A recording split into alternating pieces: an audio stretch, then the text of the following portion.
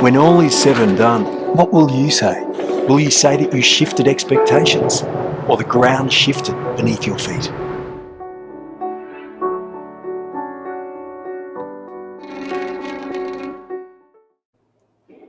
Hi there, welcome to episode 12 of the Shift PanelCast. The PanelCast today is reality at its best, uncovering technology and event marketing. And we've had some interesting people on the show in the past 12 months, and a lot of the conversations are around technology and how it's going to help our industry.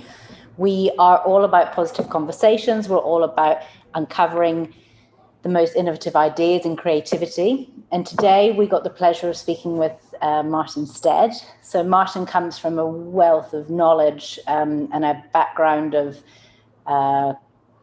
corporate media brands such as Channel 9, News Corp. He also went over to the FFA. So we are discussing how AR and VR in particular can help event marketing. All right, welcome Martin and CT to episode 12 of the PanelCast, Reality at its Best, Uncovering Technology in Event Marketing. Martin, I'm going to start off with an icebreaker question with you, the one that we always do. What's your favorite event of all time that you have attended or worked out or that you would like to go to? Would say start with like to go to. And it's got to be the Super Bowl, right? Like quite topical this time of year because it's probably one of those events. Well, for me, it's one of those events that transcends the sport that it is. I'm not an NFL fan, but I really want to go to the Super Bowl. And I think that's kind of what we're all aiming for in events is how do you create an event with such a draw card internationally that people that don't even follow your sport just have it on their bucket list. So for me, I'd say that's it. Unfortunately, I couldn't actually watch it this year. I was at a physical meeting, so face-to-face with people, which is quite unusual. Wow. I know, I couldn't miss it. So it meant that I couldn't be on a video call with my phone playing at the same time, kind of watching. But yeah, I'd have to say something like the Super Bowl. Well, it's amazing. We were actually talking to Sam Robinson, who is also on the PanelCast around sponsorship. She said Super Bowl as well. Yeah. And it's amazing, all the activations, all the technology, even all the advertising, everything that goes around it is like the epitome of an incredible success story of a sporting event. Yeah, I think when you have articles being written in Australia about ads in the Super Bowl broadcast in the US, that's when you know you've got a truly global event. Yeah. Can you imagine the pressure of the advertising agency to come up with something that's going to beat the previous? Yeah, that's pretty. Yeah, I'd be really interested in the sales process as well of just selling that ad time. Go back to my time at 9 and working in sport. How much content do they have, and how close do they get? Like, are they full 6 months out, or is it 3 weeks out? They're still going right. We've still got 4 minutes to go. How really? I think that'd be really interesting. Yeah. I was going to say, Super Bowl was in my head too, but also one that's been on my bucket list for a long time is the Tour de France. And I grew up watching and just, I don't know what it is about it, but if you put it in those terms, it's kind of like having one of the world's biggest events every single day for 3 and a half weeks, touring around. It's also not in a static place. It's moving around. All of the equipment's moving. Following the tour. All of the brand activations are on the road and moving past people who are on the sides of the roads, and it's like logistically incredible, and it's a massive circus that just keeps moving for 3.5 weeks on top of it being a sporting event. So seeing something like that and how they do that would be incredible. It's definitely on my list for sure. Yeah, I imagine as well when you think that the course changes every year. That's right. So you can't say, okay, well, we know day 3 this is likely to happen. It's like we have no idea. New fans, new location. Yeah, that's a good one. That's a really good one. So in your career, you've been involved with quite a few major events and a lot of the sporting codes around Australia. Can you tell us just a little short history of your career, how you got started, where your specialities lie? Sure. I started as a media sales assistant at Channel 9 in Melbourne in 2000, and spent 12 years at Nine, and worked my way into the sports sales team, and managing the Sydney sports sales team through what was a really interesting rights cycle, really, with Winter Olympics, London 2012 Olympics, Rugby World Cup, as well as cricket, Ashes, rugby league, and the like. And then from there, so after 12 years, took redundancy, and before I got sort of the 9 dots tatted on my forehead, sort of thing, and then ended up going over to rights holder side at the FFA, which is very different. I mean, much flatter structure, much smaller organisation, but really great time to be in football. And then and you were working in sales there, or in business development. Yeah, so we were launching new leagues. We launched the National Premier Leagues, the FFA Cup. We relaunched the grassroots program. So it's kind of rebuilding the structure of and the framework of these partnerships, or building them from scratch and then selling them. And then moved to News Corp, to basically, I guess, go back over the other side of the fence and manage News Corp's partnerships with the sporting codes, which included the FFA. So that was a nice little sort of link there. And spent 3.5 years at News doing that. And at News, you end up wearing lots of different hats. So I also then started managing the team that was building out all the commercial solutions for News in sport. And again, another great rights cycle, because another full Olympic cycle, and as well as Commonwealth Games, Rugby World Cups, sort of had it all, which was great. You work with some amazing brands, and seeing how their applications leading up to that through. And working with brands who had an association with the code, but also brands that just wanted to talk to the fan. Who wanted to engage with News's audience, not just bring in their own IP. So it was a balance between, I guess, when I was at the FFA, and it was much more IP led. And then took a bit of time off with my partner Christy and our kids. Sort of ran away and joined the circus, if you like, and went to Europe for 5 months, travelling before our daughter started school, and then came back and started with Catalyst. And so I've been with those guys for coming into 2 years nearly. Yeah, right. So we'll come back to Catalyst, because it is a fascinating software company that's really helping our industry and taking some huge leaps forward, I think.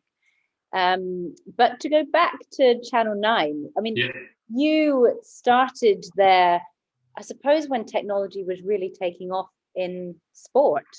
So, is there any sort of tech initiatives that you were part of?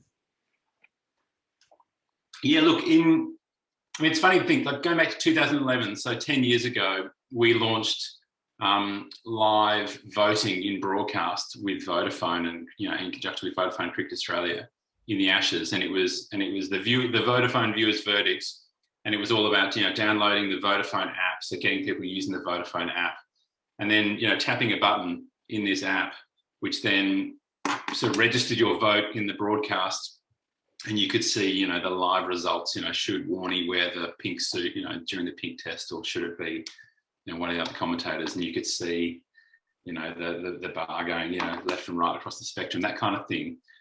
Which at the time, we'd never done before, no one had seen before. It was huge.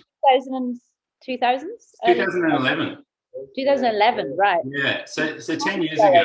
Yeah, and it was great. And we featured it in the app, and we featured it in the broadcast, and it was fantastic. And so we did some really exciting stuff like that. We also did the Gator Tracker with Gatorade, which was about tracking the players' heart rate and their speed, which again was before Apple Watches and Fitbits and that sort of stuff. People hadn't seen this sort of stuff before. Before it became an everyday occurrence, I think. Yeah.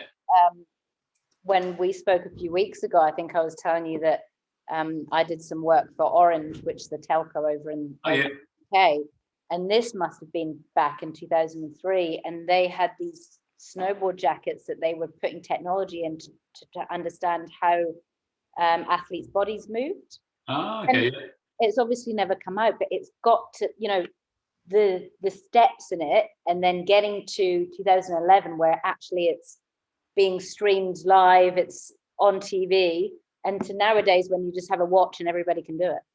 Yeah. And this was conversations, you know, with which player was going to wear it and this sort of stuff, you know, and would we make this publicly available? And then we had to educate people on heart rate and kind of how your heart rate, you know, the fitter you were, the quicker your heart rate came down and all this sort of stuff. Whereas now, you know, you just look at your watch and it, you know, tells you how fit you are. So, but it was really great. And it was great to pioneer this stuff and work with brands who are really interested in being a part of that, and also being a part of, and also brands that really wanted to align with an audience experience as well. And I think that's what it came down to. It was about how do we build greater insight into the audience about the performance of these players, but also how do we give them a say in what might happen in the broadcast. Yeah. And brands like Vodafone and Gatorade, they're still at the forefront of these ideas and pushing technology, right? I mean, you still see part of these major events. Yeah. And also, like, all credit to the executive producers, you know, because these are the people that are bringing this stuff into the broadcast and deciding, you know, this works for a viewer, this works for our audience. So look, I mean, it was great to be a part of it. I don't take, you know, all the credibility for it because there's a lot of people involved in it. But certainly it was a great time as well to work with some really talented EPs who and learn a lot from them, you know, about that really audience first approach. And was it you going to agencies or to brands and saying, we've had this idea, this is how we can integrate it? Or was it working together, or was it that the brands or agencies would come to you? How did that generally work? It depended. I mean, in some cases it was working with Cricket Australia or the Code as well to say, look, we all want to do this, and how do we do this? And there is a sponsor who's keen or it aligns with something. Of course, as a broadcaster as well, you're always looking at what's the new technology you can bring in. So, you know, whether it's technology specific to the game, you know, like a Hawkeye sort of thing, or whether it's much more specific to, where it's more broadly audience based. So it's, you know, it's taking stuff out of the US, say from the Super Bowl, where you have a camera on a zip line which moves all around above the game, so you can see an aerial view of stuff. It's quite dependent. I think that's probably, I guess, the thing which I've learned from a lot of different roles is there are things which you can take into the market, but also there are things which the market to bring to you, and you've got to be flexible on how you approach this. And sometimes it's not that the technology is not available or it's not ready; it's that the public aren't ready. And, you know, you actually have to know when the timing's right. And we've worked on multiple projects, and I'm sure you have, that were like, we've got this mad idea, and then we're like, the public's not ready for it. You know, even down to QR codes, which we've been using in our events for years, but we've been using them more internally, because up until last year, when, you know, Apple and Samsung, suddenly you can open your camera and you can put it on a QR code and it takes you to there. Prior to that, you had to download a QR code app. And, you know, it wasn't so simple. People weren't so used to using it, whereas now they've got to use it in their daily lives when they walk into a cafe. And I think as well, we find some of our experience has been almost simplifying. Like you say, the public's not ready for it, or they don't need that kind of level of not level of interaction, but sometimes simplifying the approach means can be more scalable, more accessible. But your I guess your example with QR codes is bang on. Now the support technology is not really is what holds back another piece of technology too. You might be a in-stadium network can't handle the, you know, what's required to be able to use another piece of technology like a VR or something like that, and it takes that time for that technology to come forward, for the other technology to be accessible in that space.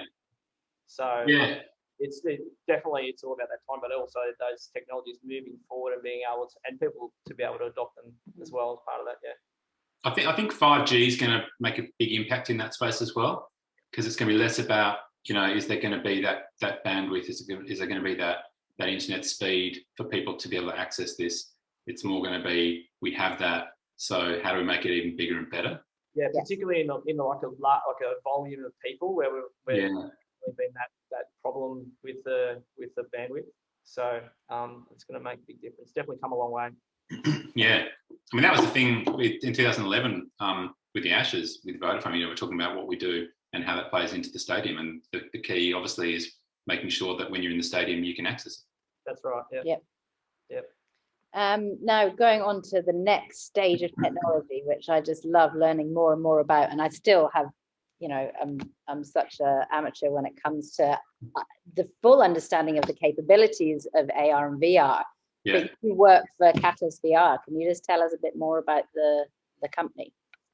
Yeah, so Catalyst has been around essentially, I mean, you could say started in 2014.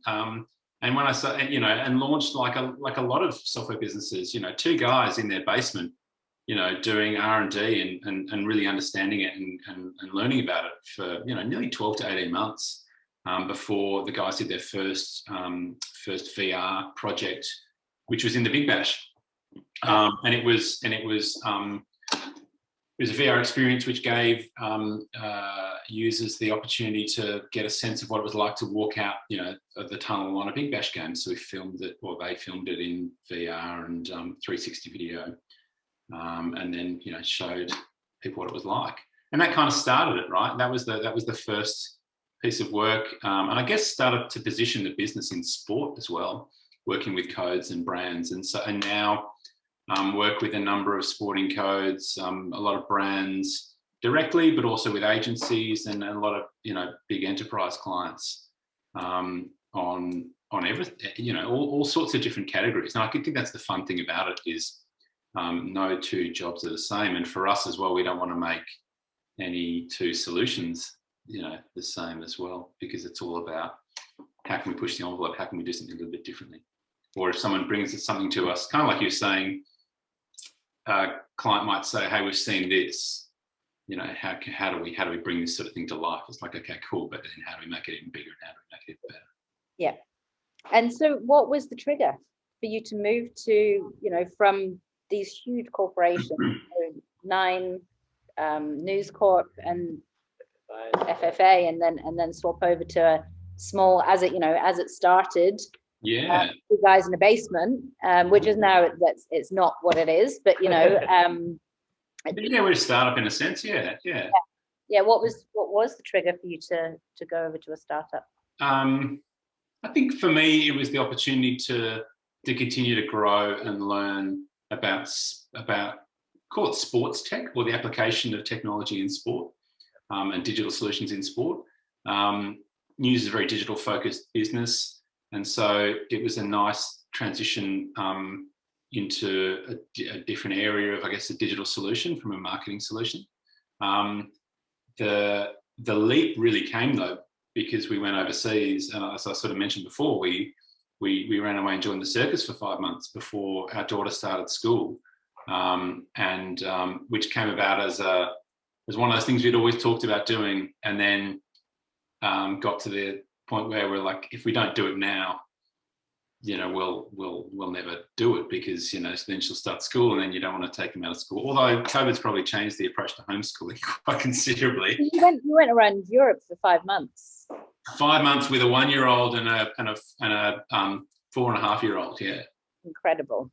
And everyone said that. Everyone said, how did you do this, and sort of why? And we sort of joke. Knowing Christy, so Christy Poulos has been on the Panelcast in 2020.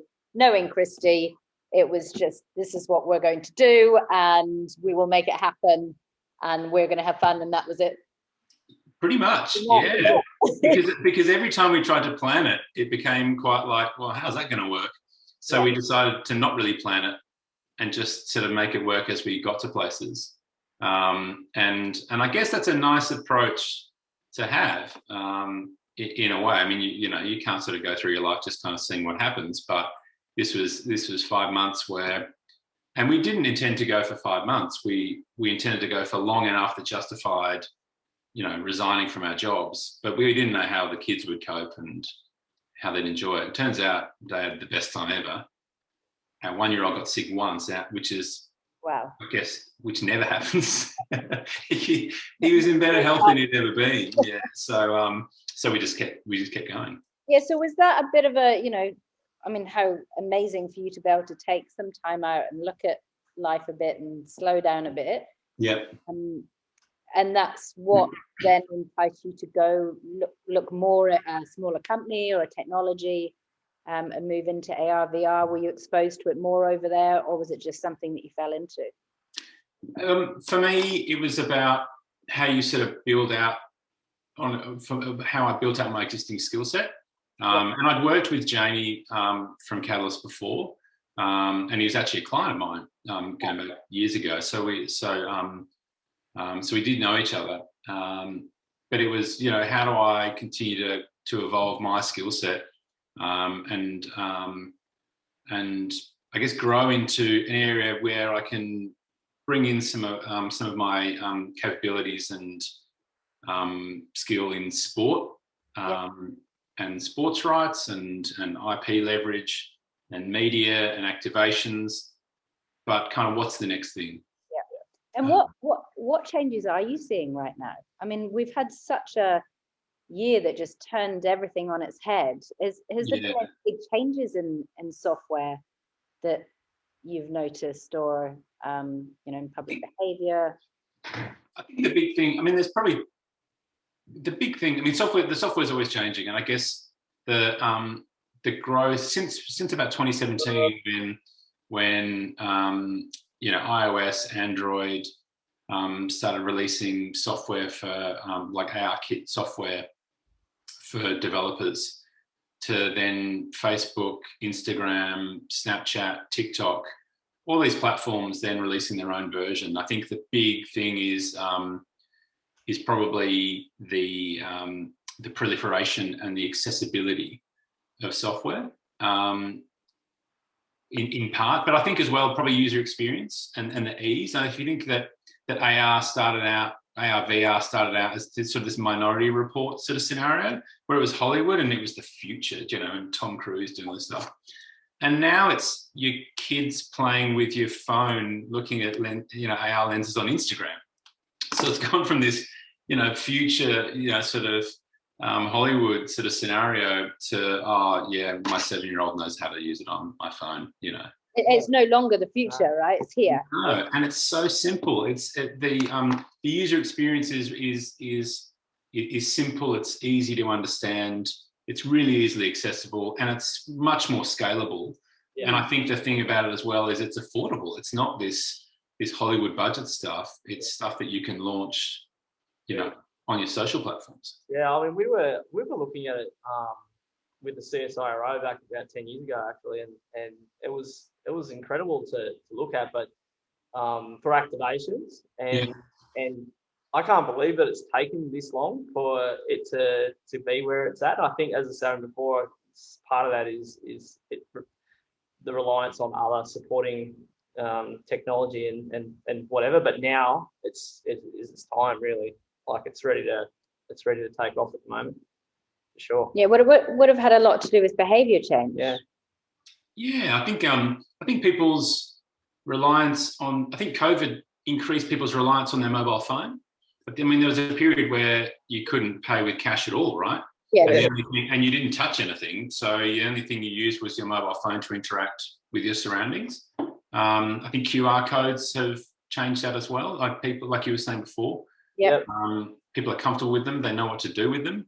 Yeah. It's not a how do I make this work on my phone? Like everyone can use them. Yeah, they kind of got forced into it a little bit. There's not an education that has to go along with it, and that's where you kind of find that there's some resistance to technology when you have to educate before they can have that user experience, right? Yeah. So I think probably there's those elements, but I think as well from an events point of view, what we're seeing now is more brands looking to activate at events using people's mobile phones. Yeah, right. So it's okay, well, I want the physical experience or I want the physical presence as a brand, but I've got to be careful because things might change in a month's time and we may have some restrictions placed on us. So let's make sure that has a mobile element to it, and also can potentially only live on mobile because maybe no one's going to be at the event. Yeah, it's great for the extension of the campaign too, right? Like it's a easily scalable element to it that adds massively to the live event. Yeah, and people can do it at home too. So if my folks are in the Northern Beaches, so they get to go to the Sydney Test, and so all of a sudden it's like, okay, as a brand, they then become, how do you then contact or engage them through social, through digital, through broadcast, rather than in precinct, because otherwise my old man would have been there for sure, day one. And it's just like limitless possibilities, right, with AR. Yeah, and I think and for us it comes down to what is the objective of the brand. So we try to get less sort of focused on the technology, because the technology really is just providing the utility. It's kind of ultimately, what does the brand want to get out of this, and then how do we deliver that by building something which may be complex, but the user experience is still just very simple and engaging. Yeah, fantastic. I mean, Catalyst, you've been working with brands like TikTok and other software companies, right? Social media companies, but they have a software element to sort of bring it to life, rather than, as you said, just it is a tool to help bring something else to life and to activate your brand or to activate your event or a sponsorship deal. So it's fantastic. I look forward to seeing what you guys are working on in the next few months. Yeah, I mean, I think the thing to that as well is that a lot of stuff we do is agnostic in the sense of platforms. Yep. So we build things across Facebook or across Instagram that also live on Snapchat and can live on TikTok. Or can live on web AR as well. I think probably the big thing with the shift to 5G is it allows your phone to process effectively, web pages quicker, which means that we can do more on web and rely less on apps or on social platforms. That's probably going to be the next big thing, I think. Yeah, that's really cool. Yeah, because if you think you can then effectively stream it rather than having to download it into an app to then run it. Yep. So better frame rates, just more complex, richer, just bigger things we can do. We'll see that increase with 5G coming more available. Yeah, absolutely. And I think as well, seeing AR as just a way to deliver a message, a marketing message or an educational message. We're seeing AR and VR moving more into education and also training, occupational health and safety. Walmart, I think in 2018, launched their VR, or launched a staff education training program using virtual reality. So going back 3 years ago. So I think we'll see much more of that as well. Fascinating. And I say this quite often, I know you don't have a crystal ball, but in the next 5 to 10 years, so you've been working in this industry for quite some time, you've been working with tech initiatives, we've talked about some back to 2011. What do you see in the next 5, 10 years? Where do you see technology going? What are our kids going to be using when they attend an event or a sporting? Are you asking about boards? Yeah. I want to know if boards are going to have. Sorry. Look, I think our kids are going to rely on use it in a way that we use, mobile technology now, I think, which is they're not going to think twice about it, like in the same way that they don't think twice when they FaceTime their grandparents. There's not that, what is this, happening here? They just go, that's the person on the other end of, other side of the screen.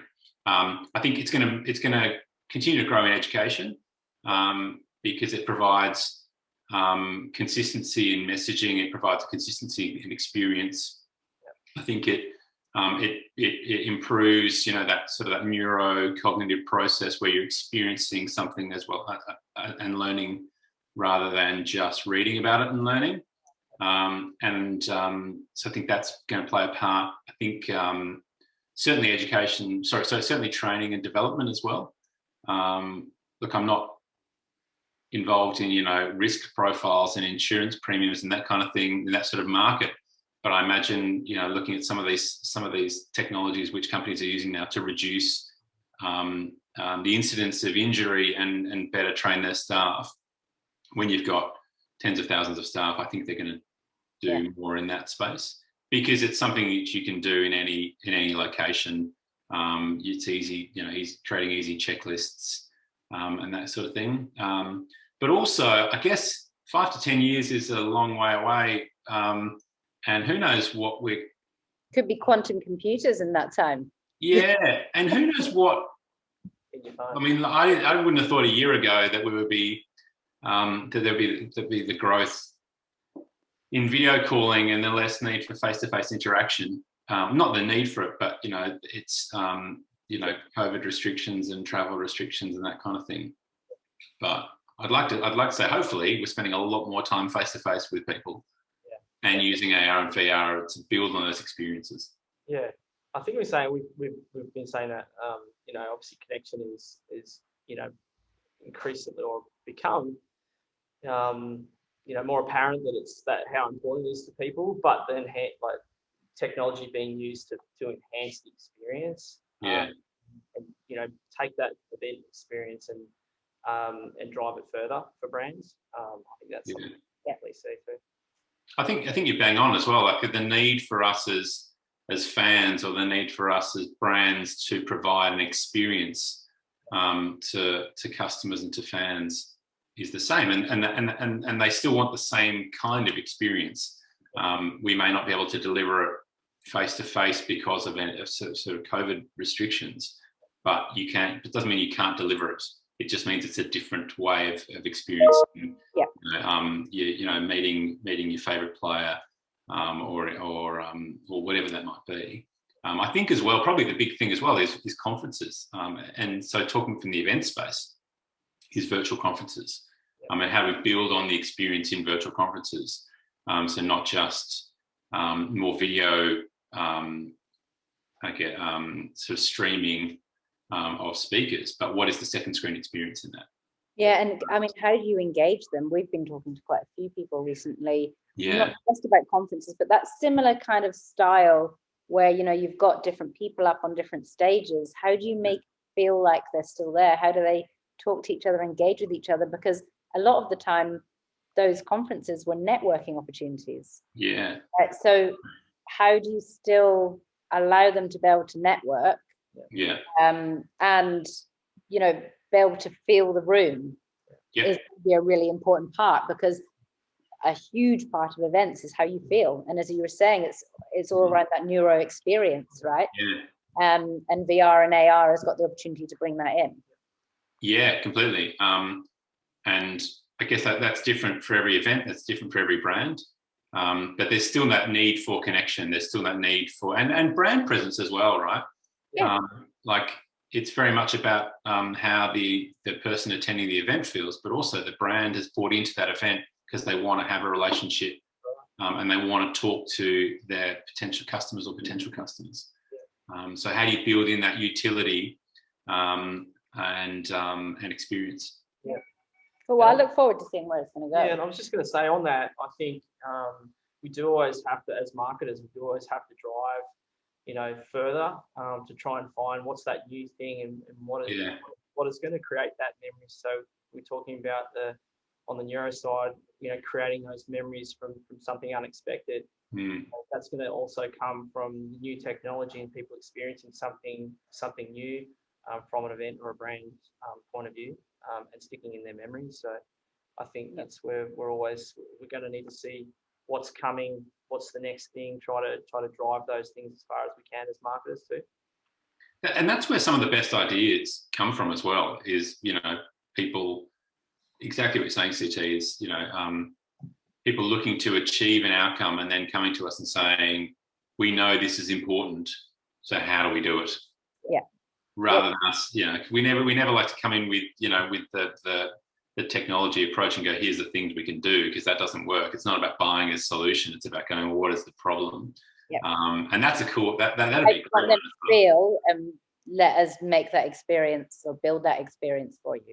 Yeah, because then we try and iterate it and go, okay, well, it could be this. No, okay, that probably doesn't hit your objective on this. And so, okay, what about if we did it this way?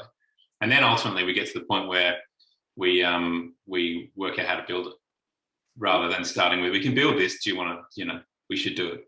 Yeah, definitely. That's exciting. Yeah. So if you've got any ideas, like, throw them at us, because we'd love to hear. We always do. It's like an idea factory. This Yeah, no, it's while great. we're like, stop. While we're talking. I'm just like, On a personal note, you're quite the athlete. I don't know about that. Been telling me for the last few years. And so how has your training and gone over the last year or two? Look, I think as well as it could. Like, having two kids is always I guess a lesson in you have to get up early and do it, or you just can't get it done. Triathlons, is that? Yeah, sorry, triathlon. Yeah, so and so I'm racing in under 3 weeks actually, down in Huskisson.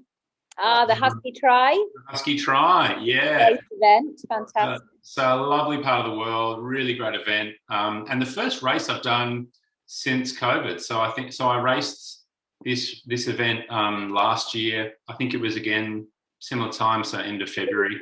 Be coming up to a COVID anniversary soon. Yeah, and I think, and then 3 weeks later we didn't leave our house for 8 weeks or whatever it was.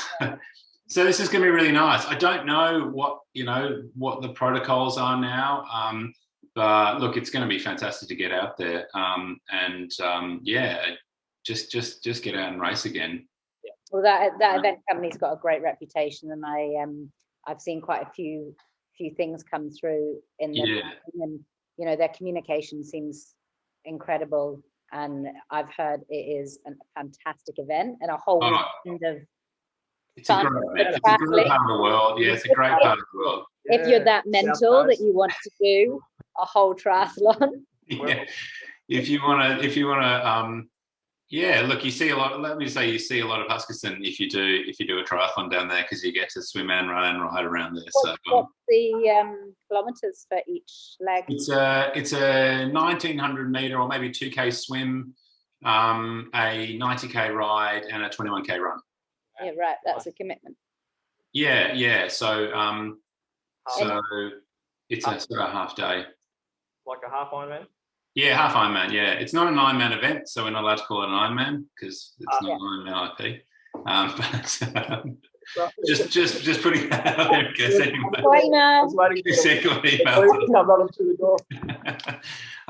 But it's great fun. You take Christy and the kids down. You make a weekend of it. Yeah, it's great. I mean, we sort of schedule our holiday more after the race than before the race, and then I hobble around the beach for a couple of days afterwards. The kids have a great time, but no, it's great fun. I mean, they do the event well. They have events for kids as well. So they have like little mini man races, which a friend of ours kids did last year.